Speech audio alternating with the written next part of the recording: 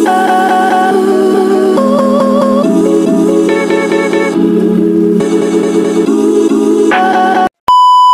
guys! So welcome back to our vlog. And for today's video, ayan. So, share... Papakit lang siya. Di ka cute. Maganda ka.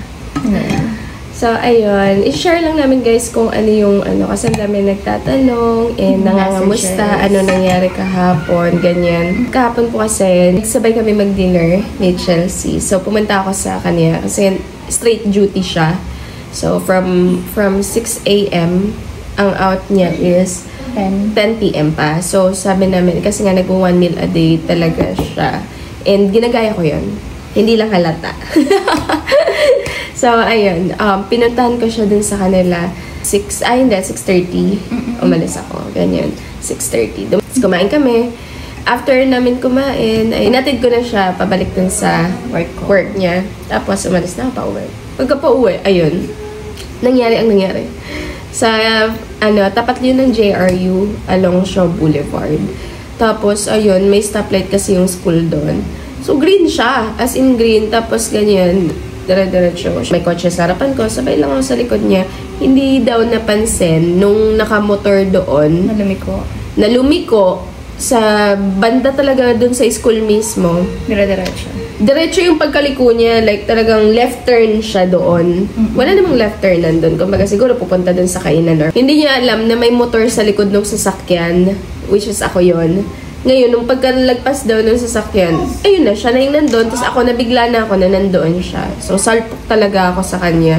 Hindi naman sa gitnang part, bandang likodan. Tapos, ayun, hindi naman sana syempre may magtatanong. Ano nangyari? Knowing na yung sa school na yun, kung magawi man kayo or nagagawi kayo doon, yellow solid line po doon. Mahabang part doon. Kasi hindi naman talaga allowed na mag-left turn or mag-U-turn doon sa part na yun. Lalo na kung alam mo solid line. Solid line talaga siya. Na yellow pa nga. So, strictly bawal talaga yung magliko-liko ka doon. Ano pa, nag-green light pa, syempre, diba? Magiging careful ka talaga doon kasi pwedeng may dire-diretso pa rin. Nung mismong natumba, talagang nung pagkatumba, syempre, una ko tinignan kasi yung phone, baka, or yung mga gamit ko sa bulsa ko. Kasi yung suot ko ng baggy pants. Wala namang boto-botones yun. Yun nga, so lumabas yung phone ko. Hinanap ko talaga, sabi ko, Diyos ko, regalo ng asawa ko yun. Like, ang gana. So, nahanap ko na yung phone. Mismong yun.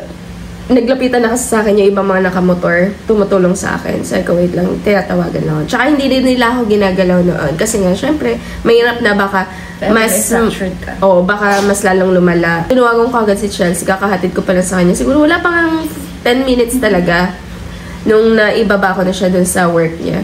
So yun, tinawagan ko, sabi ko, babe, na-aksidente ako, andito ako sa tapat ng JRU. Dali-dali, punta yung asawa ko. Taranta. Syempre, galing siyang lunch, kaka-ano niya lang ng punch in niya lang. So yun, nagpaalam na rin siya na, ginawa mo nun lang.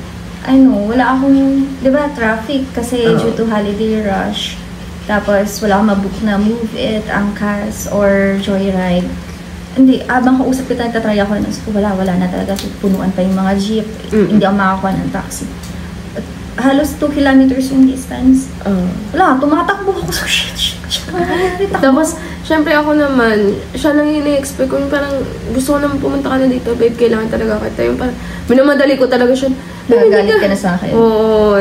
Parang doon ko na lang nilalabas yung may frustration kasi. Kasi alam ko naman na hindi dapat mangyayari yun. Galit ka sa tao, sa akin mo nilalabas yung galit mo. Bilisan mo na.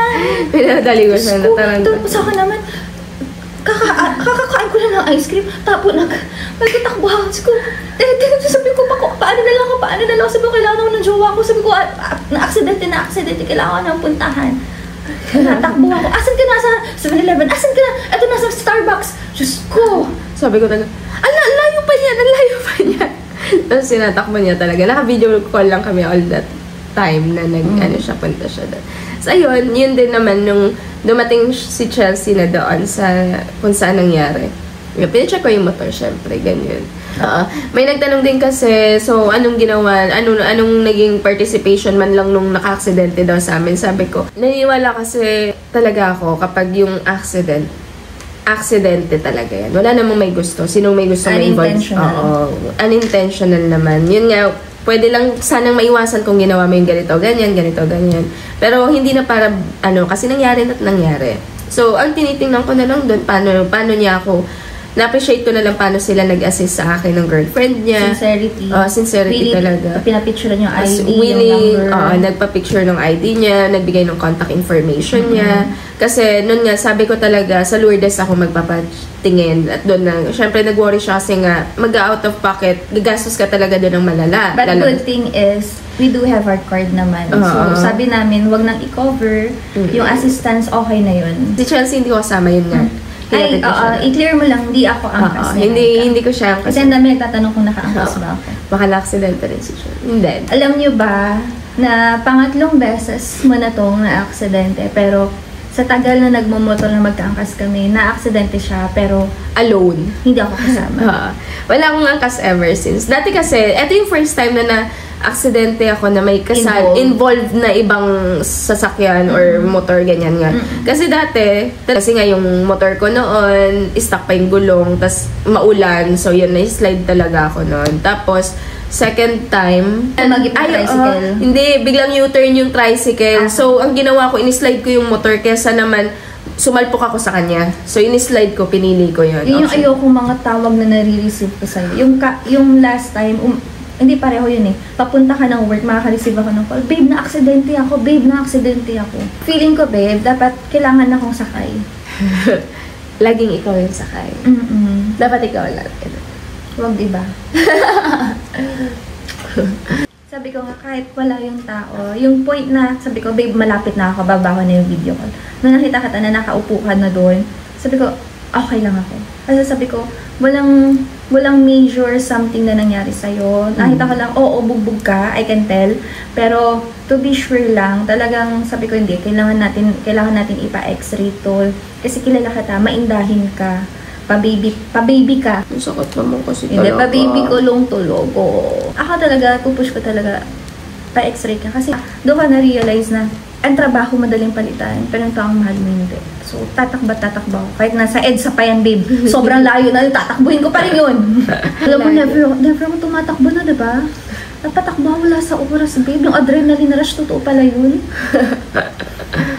Ayun. So, yun lang naman yung mga nangyari, guys, kahapon. Para lang ma-share na sa inyo. Kasi nga, isahan maisagot na lang rin. Kasi nga, syempre, nandun din yung, ang dami talagang nag-message. Pasensya na din sa hindi ko pa nare-replyan, ganyan. Pero thank you so much. Pero nababasa naman natin. Nababasa natin. Opo.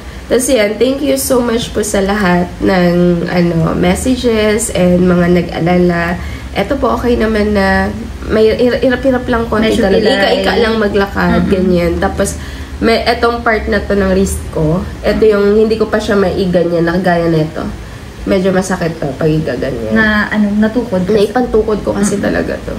Tapos, bukod dun sa tuhod kong namamaga, eto, wala naman ito. Medyo numbness lang dito. Part. Pero paano kung babe? Kung, di ba nagka-problema tayo recently?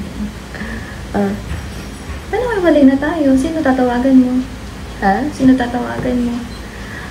Babe, kung naghiwalay tayo, ikaw ang tatanungin ko. Pag ba ikaw tinawagan ko, kunwari wala tayo ngayon, nangyari yun. Na-aksidente ako, ikaw ang tinawagan ko, hello, pwede mo ba akong puntahan? Pupuntahan mo ako. Siyempre, oo. 9 years ba naman? Siyempre, andun pa rin yung care. Basically. And love.